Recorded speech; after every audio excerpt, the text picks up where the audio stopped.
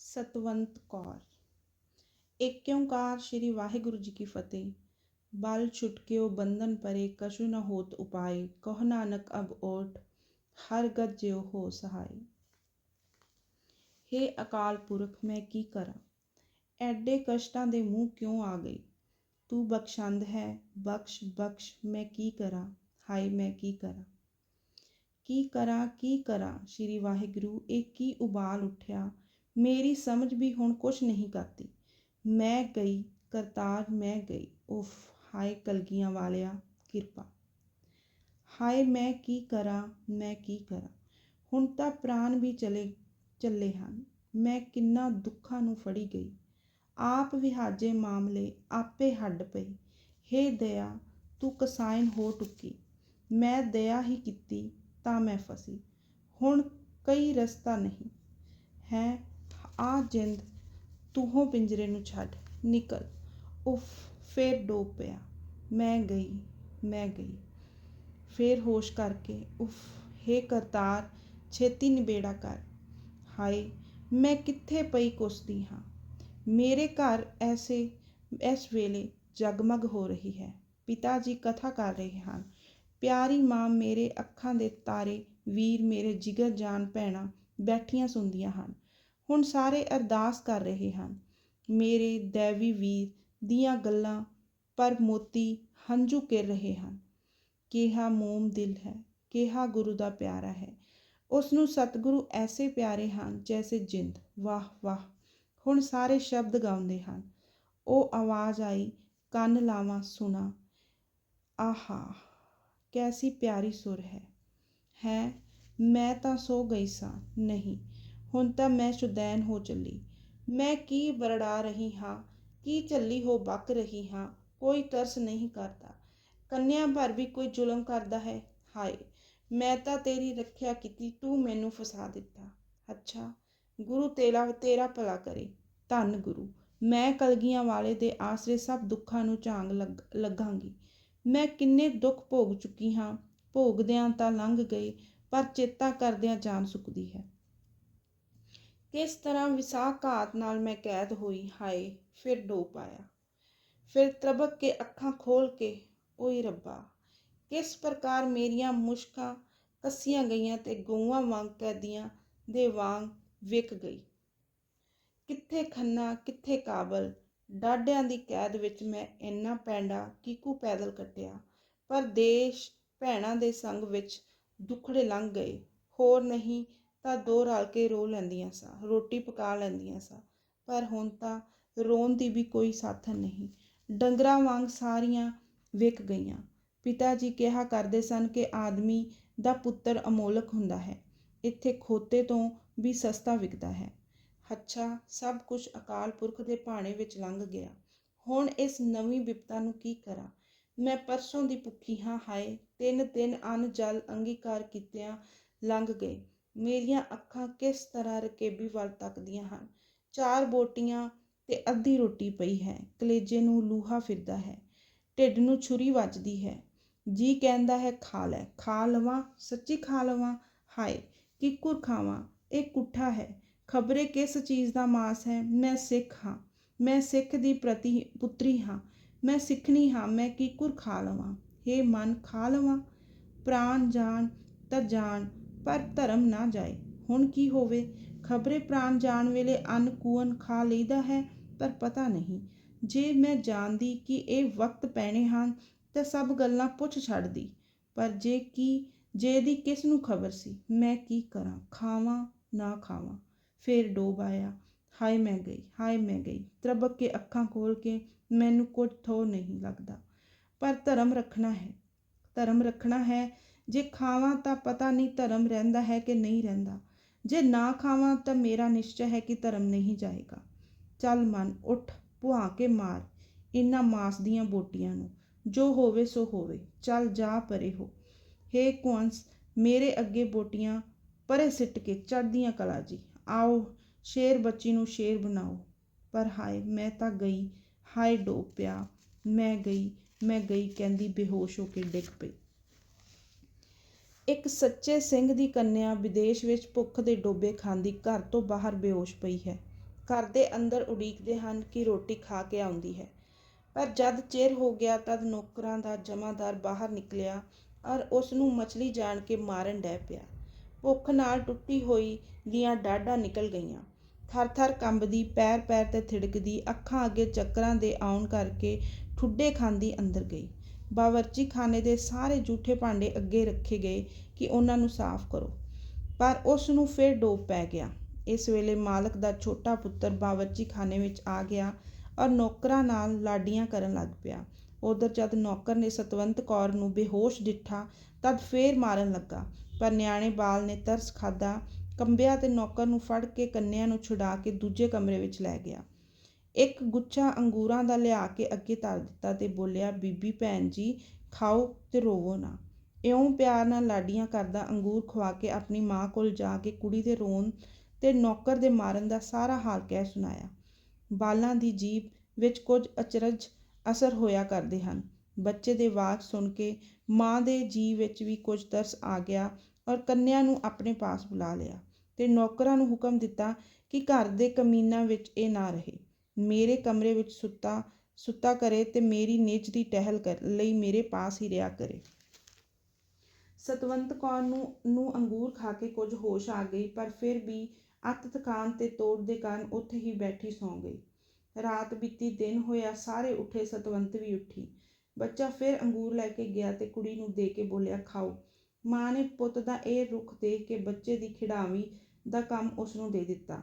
ਸੁਆਣੀ ਨੂੰ ਜਾ ਸਮਝ ਪਈ ਕਿ ਇਹ ਸਾਡੇ ਘਰ ਦਾ ਮਾਸ ਨਹੀਂ ਖਾਂਦੀ ਤਾਂ ਉਸ ਨੂੰ ਫਲ ਦੇ ਦਿੰਦੀ ਤੇ ਰੋਟੀ ਆਪੇ ਪਕਾ ਲੈਣ ਦੀ ਖੁੱਲ੍ਹ ਵੀ ਦੇ ਦਿੱਤੀ।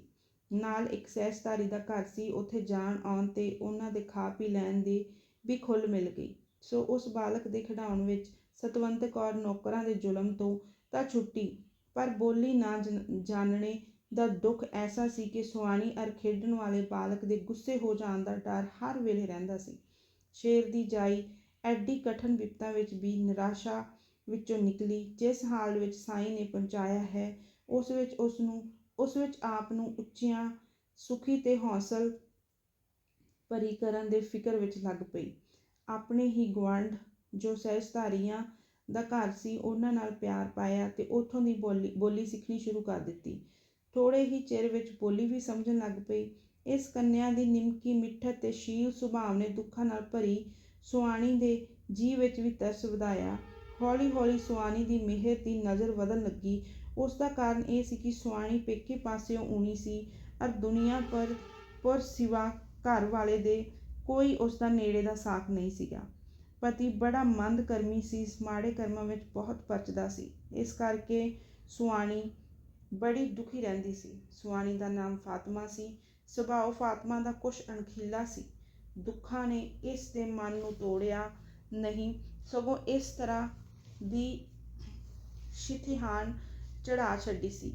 ਪਤੀ ਦਾ ਪਿਆਰ ਘੱਟ ਹੋਣ ਕਰਕੇ ਸਹੁਰੇ ਸਾਕਾਂ ਵਿੱਚ ਵੀ ਪੂਰਾ ਆਦਰ ਨਹੀਂ ਸੀ ਮਿਲਦਾ ਤੇ ਨੌਕਰ ਬਾਂਦੀਆਂ ਗੋਲੀ ਆਂਬੀ ਘੱਟ ਪਰਵਾਹ ਕਰਦੀਆਂ ਸਨ। ਇੱਕੋ ਅੱਖਾਂ ਦਾ ਤਾਰਾ ਬੱਚਾ ਸੀ ਜਿਸ ਨਾਲ ਦਿਲ ਪਰਚਾਉਂਦੀ ਸੀ। ਇਹੋ ਲਾਲ ਵਿਚਾਰੀ ਦੀਆਂ ਖੁਸ਼ੀਆਂ ਦਾ ਇੱਕੋ ਸਹਾਰਾ ਸੰਸਾਰ ਪਰ ਸੀ।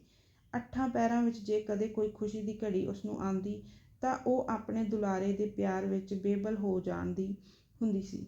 ਸਤਵੰਤ ਕੌਰ ਦੇ ਸ਼ੀਲ ਸੁਭਾਅ ਅਰ ਕੁਦਰਤੀ ਪਿਆਰ ਵਾਲੇ ਵਰਤਾਓ ਕਰਕੇ ਬਾਲਕ ਦਾ, ਜਿਸ ਨੂੰ ਲਾਡ ਨਾਲ ਗਨੀ ਕਿਹਾ ਕਰਦੇ ਸਨ, ਉਸ ਨਾਲ ਬਹੁਤ ਮੋਹ ਪੈ ਗਿਆ ਅਰ ਇਸੇ ਮੋਹ ਨੇ ਫਾਤਮਾ ਨੂੰ ਸਤਵੰਤ ਵੱਲ ਹੋਰ ਝੁਕਾਇਆ।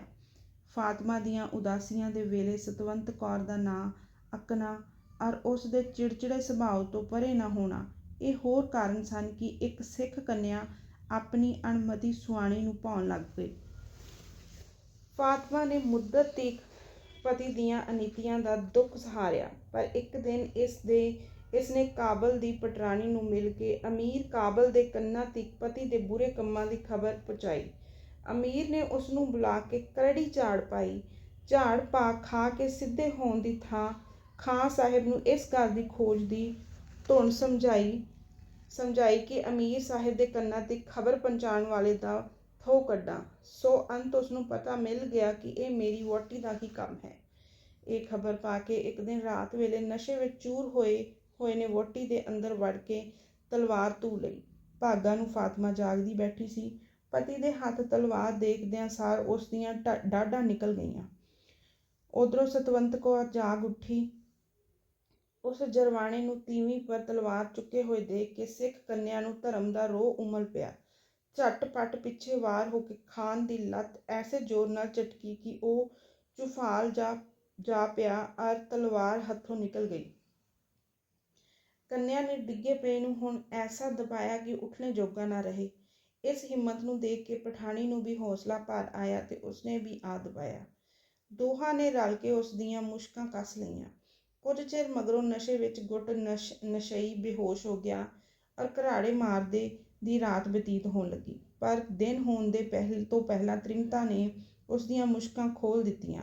ਜੋ ਸਵੇਰੇ ਮੁਸ਼ਕਾਂ ਤੱਕ ਕਿ ਰਾਤ ਦੀ ਗੱਲ ਉਸ ਨੂੰ ਚੇਤੇ ਨਾ ਆ ਜਾਵੇ। ਸੱਚਮੁੱਚ ਨਸ਼ੇ ਦੀ ਟੋਟ ਵਿੱਚ ਜਾਗੇ ਹੋਏ ਨੂੰ ਰਾਤ ਦੀ ਬੀਤੀ ਚੇਤੇ ਨਾ ਆਈ। ਆਪਣੀ ਟੋਟ ਦੀ ਧੁਨ ਵਿੱਚ ਹੋਰ ਪੀਤੀ ਔਰ ਬਾਗ ਨੂੰ ਚਲਿਆ ਗਿਆ। ਸਾਰਾ ਦਿਨ ਬਹਾਰਾਂ ਵਿੱਚ ਬੀਤਿਆ। ਰਾਤ ਨੂੰ ਫਿਰ ਘਰ ਆਇਆ। ਵਹੁਟੀ ਨੂੰ ਦੇਖ ਕੇ ਚੇਤਾ ਆਇਆ ਕਿ ਇਸ ਨੇ ਅਮੀਰ ਸਾਹਿਬ ਨੂੰ ਖਬਰ ਪਹੁੰਚਾਈ ਸੀ। ਫਿਰ ਵਾਰ ਕੀਤਸੋਂ ਪਰ ਬਹਾਦਰ ਸਿੰਘਣੀ ਤੇ ਫਾਤਮਾ ਅੱਜ ਅੱਗੇ ਹੀ ਤਿਆਰ ਸਨ। ਹਿੰਮਤ ਤੇ ਹੌਸਲੇ ਨੇ ਮਦਦ ਕੀਤੀ। ਸਿੰਘ ਕੰਨਿਆ ਦੀ ਮਦਦ ਨੇ ਪਠਾਣੀ ਨੂੰ ਫਿਰ ਬਚਾ ਲਿਆ। ਤੀਸਰੇ ਦਿਨ ਆਪ ਘਰ ਹੀ ਨਾ ਵੜੇ ਤੇ ਕਈ ਦਿਨ ਨਾ ਵੜੇ। ਗੱਲ ਕੀ ਵੈਲਦਾਰੀਆਂ ਵਿੱਚ ਰੁਪਇਆ ਆਪਣਾ ਤੇ ਸਰਕਾਰੀ ਸਾਰਾ ਬਰਬਾਦ ਹੁੰਦਾ ਗਿਆ। ਮਾਲਕ ਦੇ ਕਹਿਣੇ ਦਾ ਵੀ ਅਸਰ ਨਾ ਹੋਇਆ। ਸ਼ਰਾਬ ਕੋਈ ਐਸਾ ਵਿਕਾਰ ਨਹੀਂ ਕਿ ਲੱਗੇ ਤੇ ਫਿਰ ਛੇਤੀ ਛੁੱਟ ਜਾਏ। ਇਹ ਐਸੀ ਖਿੱਚ ਵਾਲੀ ਚੀਜ਼ ਹੈ ਕਿ ਇੱਕ ਵੇਰ ਮੂੰਹ ਨੂੰ ਲੱਗੀ ਹੋਈ ਮਗਰੋਂ ਨਹੀਂ ਲੈਂਦੀ। ਜੋ ਲੋਕ ਇਸ ਦੇ ਮੰਦਰ ਪਰ ਗਏ ਜਾਨ ਮਾਲ ਇੱਜ਼ਤ ਧਰਮ ਲੋਕ ਪਰਲੋਕ ਸਭ ਕੁਝ ਮੰਨ ਸਕੇ ਵੀ ਨਹੀਂ ਮੁੜੇ। ਇਸ ਤਰ੍ਹਾਂ ਖਾਨ ਦਾ ਹਾਲ ਹੋਇਆ। ਜਦ ਤੱਕ ਰੁਪਇਆ ਖੁੱਲ੍ਹਾ ਰਿਹਾ ਨਿਭਦੀ ਗਈ। ਤਦ ਤੱਕ ਵਿਰੋਧੀ ਵੀ ਨਾ ਕੁਝ ਬੋਲ ਸਕੇ। ਪਰ ਜਦ ਹੁਣ ਆਪਣਾ ਰੁਪਇਆ ਮੁੱਕ ਕੇ ਸਰਕਾਰੀ ਰੁਪਏ ਨੂੰ ਹੱਥ ਪੈਣ ਲੱਗਾ ਤਦ ਕੀ ਬਣੇ। ਹੌਲੀ ਹੌਲੀ ਸੱਜਣ ਵੈਰੀ ਬਣ ਗਏ ਔਰ ਵੈਰੀ ਬਦਲੇ ਲੈਣ ਦਾ ਸਮਾਂ ਸਮਝ ਕੇ ਵਾਰ ਕਰਨ ਲੱਗੇ। ਇੱਥੋਂ ਤੀਕ ਕਿ ਸਰਕਾਰੀ ਗਬਨ ਦਾ ਹਾਲ ਸਰਕਾਰੇ ਮਾਲੂਮ ਹੋ ਗਿਆ। ਖਾਨ ਸਾਹਿਬ ਫੜੇ ਗਏ ਔਰ ਹਵਾਲਾਤ ਪਹੁੰਚ ਗਏ। ਘਰ ਬਾਰ ਜ਼ਬਤ ਹੋ ਗਏ ਤੇ ਫਾਤਮਾ ਨੂੰ ਅਮੀਰ ਸਾਹਿਬ ਦੀ ਕੋਈ ਦੂਰ ਨੇੜੇ ਦੀ ਸਾਖ ਹੋਣ ਕਰਕੇ ਘਰ ਮਿਲਿਆ ਰਿਹਾ ਤੇ ਗੁਜ਼ਾਰੇ ਵਾਸਤੇ ਕੁਝ ਰੁਪਇਆ ਮਿਲਦਾ ਰਿਹਾ। ਬਾਕੀ ਦਾ ਸਭ ਮਾਲ ਮਤਾ ਸਰਕਾਰੀ ਖਜ਼ਾਨੇ ਵਿੱਚ ਜਾ ਪਿਆ। ਇੱਕ ਖਾਸ ਹਾਕਮ ਪੜਤਾਲ ਕਰਨ ਲੱਗਾ। ਪੜਤਾਲ ਵਿੱਚ ਖੁਨਾਮੀਆਂ ਨਿਕਲੀਆਂ। ਉੱਤੋਂ ਵੈਰੀਆਂ ਦਾ ਪਾਣੀ ਚੜ੍ਹ ਗਿਆ ਔਰ ਖਾਨ ਸਾਹਿਬ ਨੂੰ ਨਿਮਕ ਹਰਾਮੀ ਵਿੱਚ ਕਤਲ ਕਰਨੇ ਦਾ ਹੁਕਮ ਹੋ ਗਿਆ। ਜਦ ਇਹ ਹੁਕਮ ਹੋਇਆ ਕਿ ਖਾਨ ਸਾਹਿਬ ਕਤਲ ਕੀਤੇ ਜਾਣ ਤਦ ਫਾਤਮਾ ਦੇ ਤਾਂ ਸੁਣਦਿਆਂ ਹੀ ਹੱਥਾਂ ਦੇ ਤੋਤੇ ਉੱਡ ਗਏ। ਭਾਵੇਂ ਪਤੀ ਦੇ ਕੁਕਰਮਾਂ ਕਰਕੇ ਦੁਖਤ ਸੀ ਪਰ ਉਸਦੀ ਮੌਤ ਦੀ ਇੱਛਾਵਾਨ ਉਹ ਕਦੇ ਵੀ ਨਹੀਂ ਸੀ। ਬੜੇ ਕਰੜੇ ਦਿਲ ਵਾਲੀ ਕੌਮ ਵਿੱਚੋਂ ਸੀ ਪਰ ਆਪ ਨਰਮ ਦਿਲ ਵਾਲੀ ਸੀ ਤੇ ਸਤਵੰਤ ਕੌਰ ਦੀ ਸੰਗਤ ਨੇ ਸੋਹਣੀ ਰੰਗਤ ਚਾੜ੍ਹ ਦਿੱਤੀ ਸੀ ਤੇ ਇਹ ਮੱਤ ਸਿੱਖਾਂ ਦਿੱਤੀ ਸੀ ਜੋ ਪਿਰ ਬਹੁ ਕਰ ਹੰਡਣਾ ਸੱਤ ਰੱਖੇ ਨਾਰੇ। ਸੋ ਵਿਚਾਰੀ ਸੁਣਦੇ ਸਾਰ ਸੋਚ ਸਮੁੰਦਰ ਵਿੱਚ ਗਰਕ ਹੋ ਗਈ। ਕੋਈ ਦਰਦੀ ਨਹੀਂ ਕੋਈ ਸੱਜਣ ਨਹੀਂ ਕਿਸ ਨੂੰ ਸੁਣਾਵੇ ਕਿਸ ਦੀ ਸਹਾਇਤਾ ਲਵੇ। ਇੱਕ ਸਿੱਖ ਕੰਨਿਆ ਹੈ ਸੋ ਪਰਦੇਸਨ ਔਰ ਗੁਲਾਮੀ ਦੀ ਦਸ਼ਾ ਵਿੱਚ ਪਰ ਡੁੱਬਦੇ ਨੂੰ ਤੀਲੇ ਦਾ ਸਹਾਰਾ। ਸੋ ਇਸੇ ਨੂੰ ਆਪਣੀ ਸੱਜਣੀ ਦੇ ਦਰਸ਼ਨ ਜਾਣ ਕੇ ਦਿਲ ਦੀ ਵਿਥਿਆ ਕਹਿ ਸੁਣਾਉਂਦੀ ਔਰ ਰੋ ਰੋ ਕੇ ਪੁੱਛਦੀ ਕਿ ਦੱਸ ਸਹੀਏ ਹੁਣ ਕੀ ਕਰਾਂ ਜਦ ਕਿ ਮਾਲਕ ਦੇ ਸਿਰ ਦੀ ਖੈਰ ਨਹੀਂ। ਸਤਵੰਤ ਨੇ ਦਰਦ ਵੰਡਾਇਆ ਫਿਰ ਸੋਚ ਸੋਚ ਕੇ ਸਮਝਾਇਆ ਕਿ ਭਾਵੇਂ ਅਮਿੱਟ ਹੈ ਜੋ ਹੋਣਹਾਰ ਹੈ ਸੋ ਹੋਵੇਗੀ ਪਰ ਉੱਦਮ ਤੇ ਹੀਲਾ ਕਰਨਾ ਲੋੜੀਂਦਾ ਹੈ। ਵੱਡੀ ਰਾਣੀ ਤੱਕ ਆਪ ਦੀ ਪਹੁੰਚ ਹੈ। ਉਸ ਨੂੰ ਮਿਲੋ ਤੇ ਵੱਡੇ ਵਡੇਰਿਆਂ ਦਾ ਵਾਸਤਾ ਪਾਓ। ਭਲਾ ਜੇ ਉਸ ਦੇ ਮਨ ਮਿਹਰ ਪਵੇ ਤੇ ਅਮੀਰ ਨੂੰ ਕਹਿ ਕੇ ਬਖਸ਼ਾ ਦੇਵੇ। ਤੀਰ ਨਿਸ਼ਾਨੇ ਬੈਠੇ ਤੇ ਤੇਰੇ ਪਤੀ ਦੀ ਬੰਦ ਖਲਾਸ ਹੋ ਜਾਵੇ। ਫਾਤਮਾ ਨੂੰ ਇਹ ਸਿੱਖਿਆ ਪਸੰਦ ਆਈ ਔਰ ਬੇਗਮ ਨੂੰ ਮਿਲਣੇ ਦਾ ਉਪਰਾਲਾ ਕੀਤਾ। ਦੂਸਰੇ ਦਿਨ ਉਸ ਦੇ ਮਹਿਲੀਂ ਗਈ। ਉਸਨੇ ਆਦਰ ਦਿੱਤਾ ਔਰ ਪਾਸ ਬਿਠਾਇਆ ਤੇ ਪਿਆਰ ਨਾਲ ਉਸਦੇ ਦੁਖੀ ਹੋਣ ਦਾ ਕਾਰਨ ਪੁੱਛਿਆ। ਫਾਤਮਾ ਨੇ ਸਾਰਾ ਹਾਲ ਸੁਣਾ ਕੇ ਕਿਹਾ ਵਾਸਤੇ ਖੁਦਾ ਰਸੂਲ ਦੇ ਅਮੀਰ ਸਾਹਿਬ ਪਾਸ ਸਿਫਾਰਿਸ਼ ਕਰੋ ਜੋ ਮੇਰੇ ਘਰ ਵਾਲੇ ਦੀ ਜਾਨ ਬਖਸ਼ੀ ਹੋਵੇ। ਬੇਗਮ ਦਾ ਦਿਲ ਭਰ ਆਇਆ ਔਰ ਉਸਨੇ ਦਿਲਾਸਾ ਦੇ ਕੇ ਕਿਹਾ ਕਿ ਫਾਤਮਾ ਤੂੰ ਉਦਾਸ ਨਾ ਹੋ। ਮੈਂ ਸਿਰੋਂ ਪੈਰੋਂ ਇਸ ਗੱਲ ਦਾ ਯਤਨ ਕਰਾਂਗੀ ਕਿ ਤੇਰੇ ਪਤੀ ਦੀ ਬੰਦ ਖਲਾਸੀ ਹੋਵੇ। ਤੂੰ ਅੱਲਾ ਤੇ ਭਰੋਸਾ ਕਰ। ਫਾਤਮਾ ਘਰ ਆਈ ਆਪਣੀ ਸਿੱਖ ਸਖੀ ਨੂੰ ਹਾਲ ਸੁਣਾਇਆ। ਜਾਂ ਰਾਤ ਹੋਈ ਤਦ ਨੀਂਦ ਕਿੱਥੇ। ਫਾਤਮਾ ਤਾਂ ਗਿਣਤੀਆਂ ਤੇ ਵਿਚਾਰਾਂ ਵਿੱਚ ਨੀਮ ਸ਼ੁਦੈਣ ਵਾਂਗ ਬਣਾਉਂਦੀ ਜਾਗਦੀ ਸੌਂਦੀ ਤੇ ਉਂਘਦੀ ਰਹੀ। ਪਰ ਸਤਵੰਤ ਕੌਰ ਸਾਰੀ ਰਾਤ ਸੋਚਾਂ ਦੇ ਘੋੜੇ ਐਸੇ ਦੌੜਾਉਂਦੀ ਰਹੀ ਕਿ ਜਿਸ ਤਰ੍ਹਾਂ ਕੋਈ ਭਾਰਾ ਦਾਣਾ ਮਨੁੱਖ ਔਖਿਆਈਆਂ ਵੱਲ ਸੋਚਾਂ ਸੋਚਦਾ ਹੈ। ਇਸ ਨੇ ਛੇਕੜ ਇਹ ਸਿੱਟਾ ਕੱਢ ਲਿਆ ਕਿ ਬੇਗਮ ਦੇ ਕਹੇ ਦਾ ਅਸਰ ਅਮੀਰ ਨੂੰ ਹੋਣਾ, ਸੋਟੇ ਨੂੰ ਸੋਨਾ ਹੈ। ਜੇ ਸੋਟੇ ਨੂੰ ਸੋਨਾ ਨਾ ਚੜ੍ਹੇ ਤਦ ਕੀ ਕੀਤਾ ਜਾਵੇ। ਇਹ ਵਿਚਾਰਦੀ ਕੰਨਿਆ ਐਸੀ ਡੂੰਘੀ ਸੋਚੀ ਉਤਰੀ ਕਿ ਅੰਦਰ ਆਸਾ ਤੇ ਨਿਰਾਸ਼ਤਾ ਦਾ ਘੋਲ ਹੋਣ ਲੱਗ ਪਿਆ। ਇਸ ਦੀ ਸੋਚ ਆਸ ਨੂੰ ਤਕੜਿਆਂ ਕਰਨ ਦੇ ਕਈ ਉਪਰਾਲੇ ਸੋਚੇ ਔਰ ਨਿਰਾਸ਼ਤਾ ਨੂੰ ਹਟਾਵੇ, ਪਰ ਅੰਤ ਨਿਰਾਸ਼ਤਾ ਮਰਦੀ ਨਾ ਦਿਸੇ। ਇਸੇ ਤਰ੍ਹਾਂ ਦੀਆਂ ਸੋਚਾਂ ਵਿੱਚ ਸਤਵੰਤ ਕੌਰ ਆ ਮੁਹਾਰੀ ਬੋਲ ਉੱਠੀ, ਹੇ ਨਿਰਾਸ਼ਤਾ, ਜੇ ਤੂੰ ਇੱਕੋ ਮਰਦੀ ਨਹੀਂ ਤਾਂ ਤੂੰ ਮੇਰੀ ਜਾਨ ਉੱਤੇ ਆਪਣੇ ਪੈਰ ਟਿਕਾ ਤੇ ਉਸ ਦੇ ਬਦਲੇ ਮੇਰੇ ਯਤਨ ਦੇ ਰਸਤੇ ਛੱਡ ਦੇ, ਅਦਲਾ ਬਦਲੀ ਕਰ ਲੈ। ਇਹ ਕਹਿ ਹਟੀ ਤਾਂ ਇਸ ਦੇ ਉਪਰਾਲੇ ਦਾ ਰਸਤਾ ਸਾਫ਼ ਹੋ ਗਿਆ। ਜੋ ਕੁਝ ਦਿਨੇ ਉੱਠ ਕੇ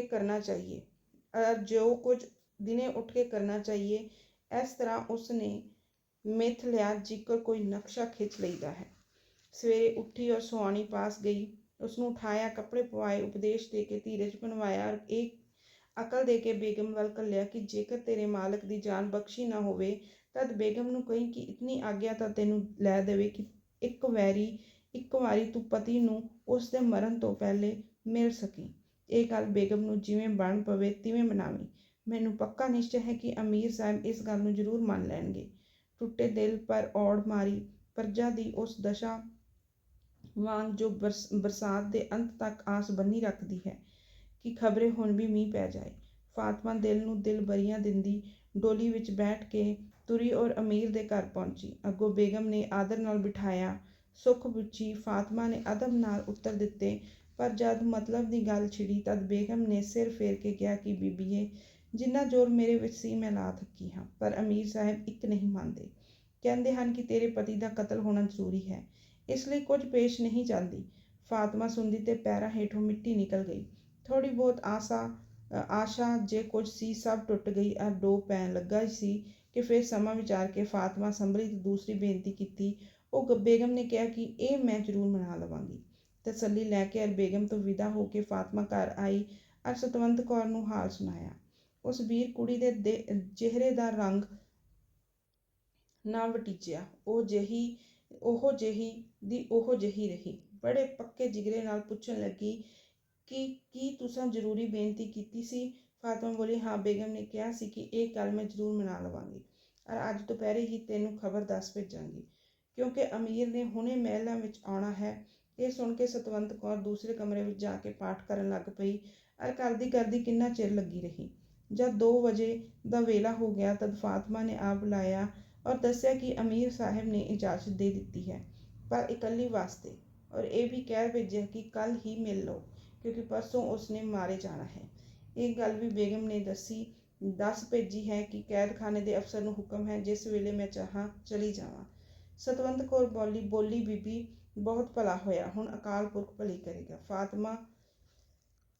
ਫਾਤਮਾ ਬੋਲੀ, ਪਿਆਰੀ, ਕੀ ਭਲੀ ਕਰੇਗਾ, ਹੁਣ ਤਾਂ ਸਭ ਇਲਾਜ ਦੂਰ ਹੋ ਚੁੱਕੇ, ਹੁਣ ਕੀ ਹੋਵੇਗਾ। ਸਤਵੰਤ ਕੌਰ ਬੋਲੀ, ਬੀਬੀ, ਤੂੰ ਕੁਛ ਨਾ ਕਰ। ਮੈਂ ਭਾਵੇਂ ਅਯੋਗ ਢੰਗ ਨਾਲ ਕੈਦ ਪਈ ਹਾਂ, ਭਾਵੇਂ ਮੈਂ ਛਲ ਨਾਲ ਫਾਹੀ ਗਈ ਹਾਂ, ਪਰ ਮੈਂ ਸਿੰਘ ਹਾਂ ਔਰ ਮੈਂ ਤੁਹਾਡਾ ਨਮਕ ਖਾਧਾ ਹੈ ਅਤੇ ਤੁਸੀਂ ਮੇਰੀ ਬਿਪਤਾ ਵਿੱਚ ਮੇਰੇ ਨਾਲ ਪਿਆਰ ਕੀਤਾ ਹੈ, ਇਸ ਲਈ ਮੈਂ ਆਪ ਦੀ ਸੇਵਾ ਵਿੱਚ ਜਿੰਦ ਵਾਰ ਨੂੰ ਵੀ ਫਰਕ ਨਹੀਂ ਕਰਾਂਗੀ।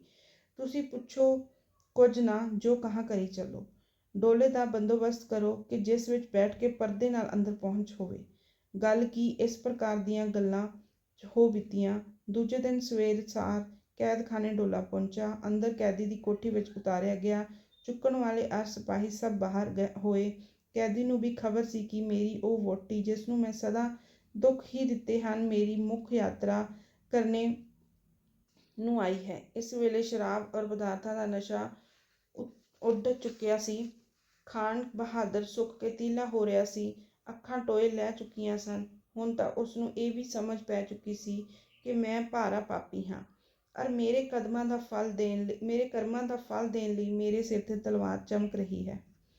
ਇੱਕ ਤੰਗ ਕੋਠੜੀ ਵਿੱਚ ਜਾ ਖਾਨ ਸਾਹਿਬ ਹਨ ਜਾਂ ਡੋਲਾ ਪਿਆ ਹੈ, ਜਿਸ ਵਿੱਚੋਂ ਇੱਕ ਸੁੰਦਰ ਜਵਾਨ ਇਸਤਰੀ ਨਿਕਲੀ ਔਰ ਨਿਕਲਦੇ ਸਾਰ ਕਮਰੇ ਵਿੱਚ ਜਾ ਵੜੀ।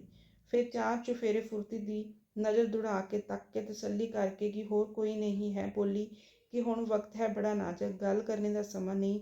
ਤੁਸੀਂ ਮਰਦਾਵੇਂ ਲਾ ਦਿਓ ਤੇ ਜਨਾਨੇ ਪਹਿਨ ਲਓ। ਜੋ ਮੈਂ ਆਂਦੇ ਹਨ ਤੇ ਤੁਸੀਂ ਡੋਲੇ ਵਿੱਚ ਬੈਠ ਜਾਓ। ਕਿਸੇ ਨੂੰ ਕੁਝ ਪਤਾ ਨਹੀਂ ਲੱਗਣਾ।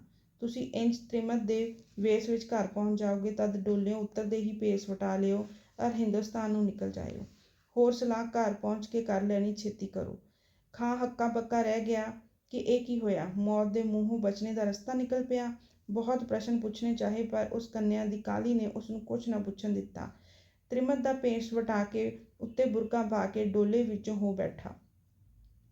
ਕੁਝ ਸਮੇਂ ਮਗਰੋਂ ਟਹਿਲੀਏ ਆਏ ਡੋਲਾ ਚੁੱਕ ਕੇ ਲੈ ਗਏ। ਪਹਿਰੇਦਾਰਾਂ ਨੂੰ ਕੀ ਸ਼ੁਬੋ ਹੋ ਸਕਦਾ ਸੀ ਕਿ ਇੰਨੇ ਚਿਰ ਵਿੱਚ ਕੀ ਹਨੇਰ ਵਰਤ ਗਿਆ। ਬੇਖਟਕੇ ਡੋਲਾ ਚੁਕਵਾ ਕੇ ਤੇ ਕੋਠੜੀ ਨੂੰ ਜੰਦਰਾ ਮਾਰ ਕੇ ਸਹਿ ਸੁਭਾਅ ਸਾਰੇ ਵਿਦਾ ਹੋ ਗਏ। ਦੂਸਰੇ ਦਿਨ ਕਤਲ ਦਾ ਸਮਾਂ ਆ ਗਿਆ। ਬਾਹਰਲੇ ਮੈਦਾਨ ਵਿੱਚ ਤਿਆਰੀ ਕੀਤੀ ਗਈ। ਜੱਲਾਦ ਤਲਵਾਰ ਲੈ ਕੇ ਆ ਪਹੁੰਚਾ। ਇੱਧਰ ਦੋ ਸਿਪਾਹੀ ਕੋਠੜੀ ਵਿੱਚੋਂ ਕੈਦੀ ਨੂੰ ਕੱਢਣ ਵਾਸਤੇ ਗਏ, ਪਰ ਕੀ ਦੇਖਦੇ ਹਨ ਕਿ ਉੱਥੇ ਕੈਦੀ ਤਾਂ ਕੋਈ ਨਹੀਂ ਹੈ। ਇੱਕ ਮੁਟਿਆਰ ਬੈਠੀ ਹੈ ਤੇ ਮਰਦਾਵੇਂ ਕੱਪੜੇ ਕੋਲ ਪਏ ਹਨ। ਹੱਕੇ ਬੱਕੇ ਹੋ ਕੇ ਉਹਨਾਂ ਨੇ ਦਰੋਗੇ ਨੂੰ ਆਵਾਜ਼ ਦਿੱਤੀ। ਉਸਨੇ ਵੀ ਹੈਰਾਨੀ ਨਾਲ ਅਚਰਜ ਕੌਤਕ ਦੇਖ ਕੇ ਆਪਣਾ ਬੁੱਲ ਟੁਕਿਆ ਔਰ ਕਚੀਚੀ ਵੱਟੀ, ਪਰ ਨਿਰਭੈ ਇਸਤਰੀ ਡਰੀ ਨਹੀਂ, ਗੰਭੀਰ ਬੈਠੀ ਉਹਨਾਂ ਦੇ ਚਿਹਰੇ ਵੱਲ ਤੱਕ ਰਹੀ ਹੈ। ਦਰੋਗੇ ਨੇ ਕਿਹਾ, ਹੇ ਤ੍ਰਿਮਤ, ਤੂੰ ਕੌਣ ਹੈ ਔਰ ਖਾਂ ਸਾਹਿਬ ਕਿੱਥੇ ਹਨ? ਤ੍ਰਿਮਤ ਨੇ ਕਿਹਾ, ਮੈਂ ਉਹ ਹਾਂ ਜੋ ਕੱਲ੍ਹ ਡੋਲੇ ਵਿੱਚ ਆਈ ਸਾਂ ਔਰ ਖਾਂ ਸਾਹਿਬ ਡੋਲੇ ਵਿੱਚ ਬੈਠ ਕੇ ਚਲੇ ਗਏ। ਤੁਸੀਂ ਉਹਨਾਂ ਦੀ ਥਾਂ ਮੈਨੂੰ ਕਤਲ ਕਰ ਦਿਓ। ਦਰੋਗਾ, ਗਜਬ ਕਹਿਰ ਇਲਾਹੀ, ਇਹ ਔਰਤ ਤੂੰ ਹਨੇਰ ਮਾਰਿਆ, ਮਰਦਾਂ ਦੇ ਕੰਨ ਕੁਤਰੇ, ਸਾਰੀ ਅਕਲ ਮੇਟ ਦਿੱਤੀ। ਤੇਰੀ ਸਜ਼ਾ ਇਹ ਚਾਹੀਦੀ ਹੈ ਕਿ ਤੈਨੂੰ ਇਸ ਵੇਲੇ ਡੱਕਰੇ ਕਰ ਦਿੱਤਾ ਜਾਵੇ।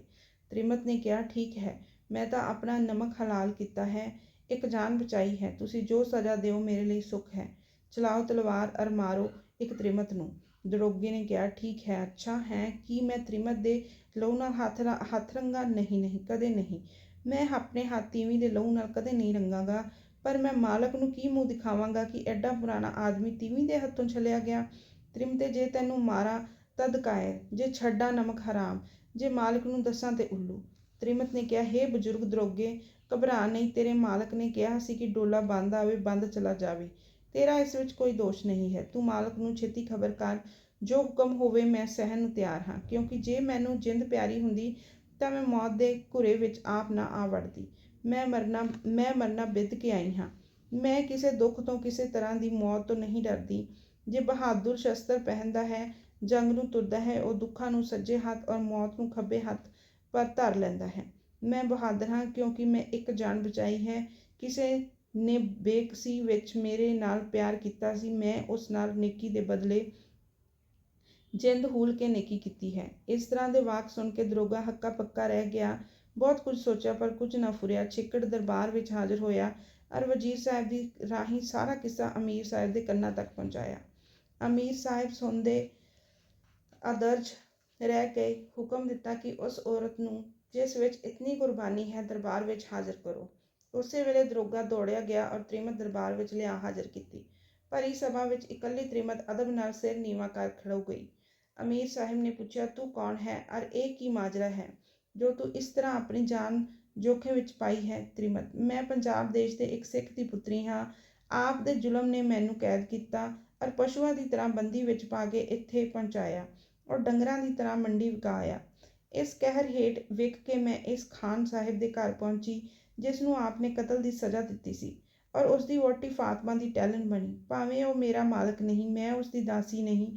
ਮੈਂ ਇੱਕ ਬੇਗੁਨਾਹ ਦੁਖੀਆ ਹਾਂ, ਮਜ਼ਲੂਮ ਹਾਂ, ਪਰ ਫਿਰ ਵੀ ਉਸਦੀ ਵਹੁਟੀ ਦੇ ਨੇਕ ਸਲੂਕ ਦੀ ਮਜ਼ਲੂਮ ਹਾਂ, ਪਰ ਫਿਰ ਵੀ ਉਸਦੀ ਵਹੁਟੀ ਦੇ ਨੇਕ ਸਲੂਕ ਦੀ ਹਿਸਾਨਬੰਦ ਹੋ ਕੇ ਮੈਂ ਉਸਦੇ ਘਰ ਵਾਲੇ ਦੀ ਜਾਨ ਬਚਾਉਣ ਨੂੰ ਪੁੰਨ ਸਮਝਿਆ ਔਰ ਛਡਾਉਣ ਦੇ ਬੰਦੋਬਸਤ ਕੀਤੇ, ਪਰ ਕੁਝ ਪੇਸ਼ ਨਾ ਗਈ। ਛੇਕੜ ਆਪ ਤੋਂ ਇਹ ਆਗਿਆ ਮੰਗਵਾਈ ਕਿ ਫਾਤਮਾ ਖਾਂ ਸਾਹਿਬ ਨੂੰ ਮਿਲ ਲਵੇ।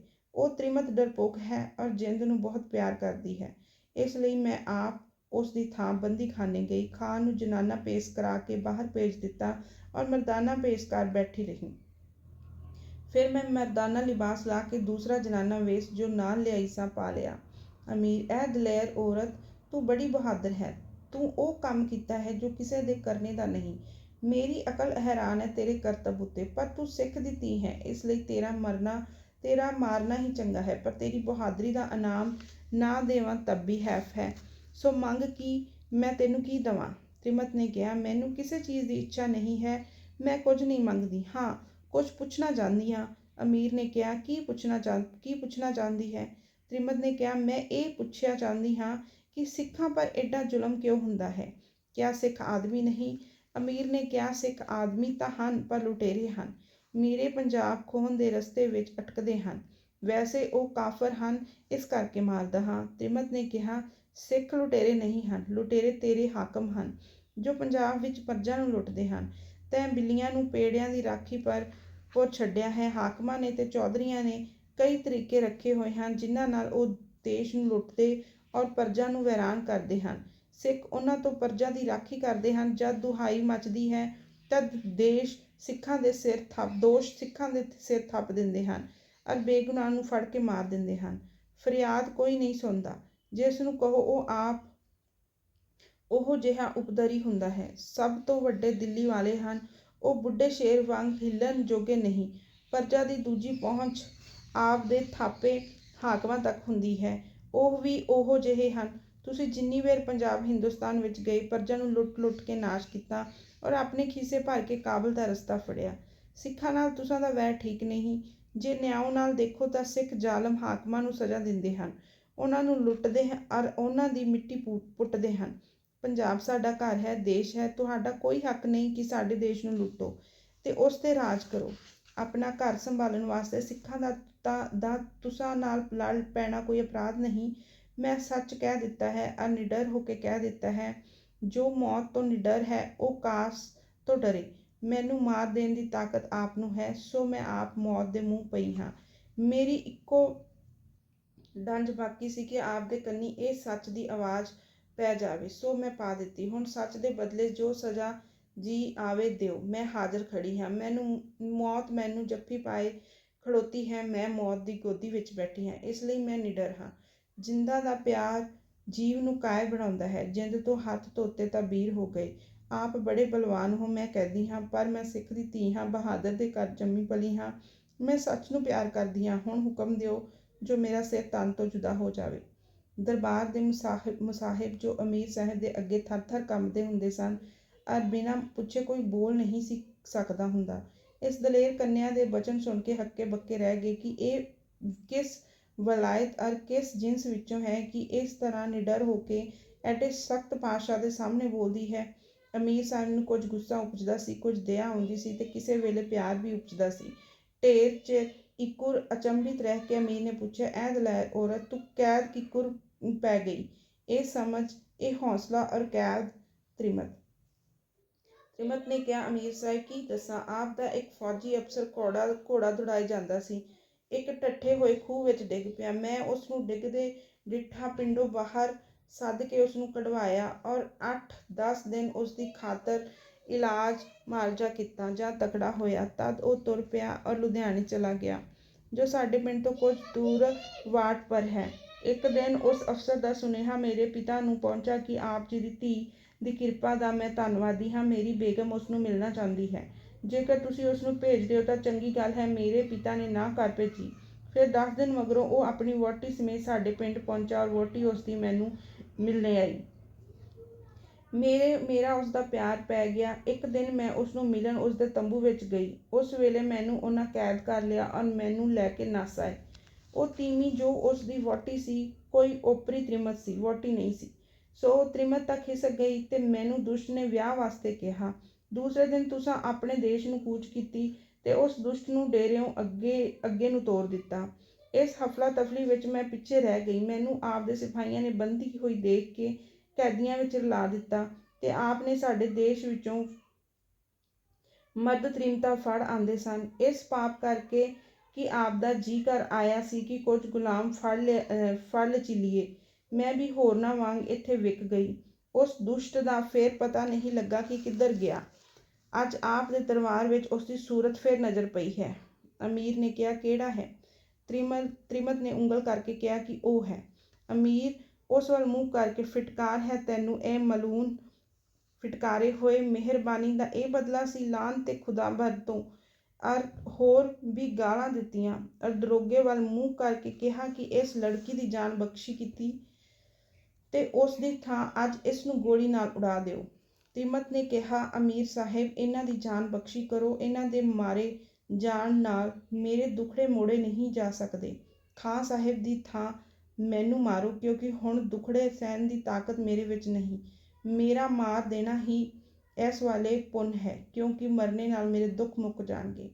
ਇਹ ਬਚਨ ਕੁਝ ਐਸੇ ਅਸਰ ਵਾਲੇ ਪਏ ਕਿ ਅਮੀਰ ਦਾ ਦਿਲ ਭਰ ਆਇਆ ਔਰ ਬੋਲਿਆ, ਹੇ ਤ੍ਰਿਮਤ, ਤੂੰ ਮੰਗ ਜੋ ਕੁਝ ਤੇਰਾ ਜੀ ਚਾਹੇ। ਮੈਨੂੰ ਤੇਰੇ ਤੇ ਤਰਸ ਆ ਗਿਆ ਹੈ। ਤ੍ਰਿਮਤ, ਮੇਰੀ ਫਾਤਮਾ ਦੇ ਸੁਆਮੀ ਖਾਂ ਸਾਹਿਬ ਦੀ ਜਾਨ ਬਖਸ਼ੀ ਕਰੋ ਅਤੇ ਕੈਦਖਾਨੇ ਦੇ ਦਰੋਗੇ ਨੂੰ ਕੋਈ ਸਜ਼ਾ ਨਾ ਦਿਓ। ਬਸ ਹੋਰ ਮੈਨੂੰ ਕੁਝ ਲੋੜ ਨਹੀਂ। ਜੇਕਰ ਆਪ ਬਹੁਤ ਦਿਆਲ ਹੋਏ ਤਾਂ ਮੈਨੂੰ ਮੇਰੇ ਘਰ ਪਹੁੰਚਾ ਦਿਓ। ਅਮੀਰ ਨੇ ਕਿਹਾ, ਐ ਸ਼ੇਰਦਿਲ ਕੰਨਿਆ, ਤੇਰੇ ਗੁਣ ਦੇਖ ਕੇ ਮੇਰੀ ਅਕਲ ਦੰਗ ਹੋ ਗਈ। ਤੇਰੇ ਪਹਿਲੇ ਦੋਵੇਂ ਮਨੋਰਥ ਮਨਜ਼ੂਰ ਹਨ, ਪਰ ਤੇਰਾ ਛਿਕੜਲਾ ਮਨੋਰਥ ਕਬੂਲ ਨਹੀਂ, ਕਿਉਂਕਿ ਤੇਰੇ ਜਿਹੀ ਜਾ ਨਿਸਾਰ ਆਪਾਂ ਵਾਰੂ ਕੁੜੀ ਮਿਲਣੀ ਕਠਿਨ ਹੈ। ਮੈਂ ਤੈਨੂੰ ਤੇਰੇ ਸਾਰੇ ਕਸ਼ਟਾਂ ਦੇ ਬਦਲੇ ਹੁਣ ਸੁੱਖਾਂ ਦੇ ਭੰਡਾਰ ਖੋਲ੍ਹ ਦਿੰਦਾ ਹਾਂ। ਤੂੰ ਮੇਰੀ ਬੇਗਮ ਹੋ ਕੇ ਸੰਸਾਰ ਪਰ ਬਿਰਾਜ ਅਰ ਆਪਣੇ ਜੀਵਨ ਦੀ ਮੌਜ ਲੈ। ਇਹ ਕਹਿੰਦੇ ਹੀ ਸੈਨਤ ਕੀਤੀ। ਝੱਟ ਸਿਪਾਹੀ ਦਰਬਾਰੋਂ ਬਾਹਰ ਲੈ ਗਏ। ਹਰਮ ਸਰਾਂ ਜਨਾਨੇ ਮਹਿਲ ਵਿੱਚ ਜਾ ਪਹੁੰਚਾਇਆ। ਅੱਗੇ ਗੋਲੀਆਂ ਹਾਜ਼ਰ ਹੋ ਗਈਆਂ। ਇੱਕ ਉੱਤਮ ਮਕਾਨ ਵਿੱਚ ਵਾਸਾ ਮਿਲਿਆ। ਧਨ ਪਦਾਰਥ, ਗਹਿਣੇ, ਕੱਪੜੇ ਸਭ ਅੱਗੇ ਧਰੇ ਗਏ ਤੇ ਸਤਵੰਤ ਕੌਰ, ਜੋ 5 ਰੁਪਏ ਦੀ ਦਾਸੀ ਬਣ ਕੇ ਬੱਕਰੀ ਵਾਂਗ ਵਿਕੀ ਸੀ, ਅੱਜ ਮਹਿਲਾਂ ਵਿੱਚ ਪਹੁੰਚੀ ਹੈ। ਇਸ ਤੋਂ ਅੱਗੇ ਦੀ ਕਹਾਣੀ ਅਗਲੇ ਭਾਗ ਦੇ ਵਿੱਚ ਦੇਖਾਂਗੇ। ਤਦ ਤੱਕ ਲਈ ਧੰਨਵਾਦ। ਕਿਰਪਾ ਕਰਕੇ ਚੈਨਲ ਨੂੰ ਸਬਸਕ੍ਰਾਈਬ ਕਰੋ ਤਾਂ ਕਿ ਇਸ ਕਹਾਣੀ ਦਾ ਆਨੰਦ ਲੈ ਸਕੋ। ਧੰਨਵਾਦ।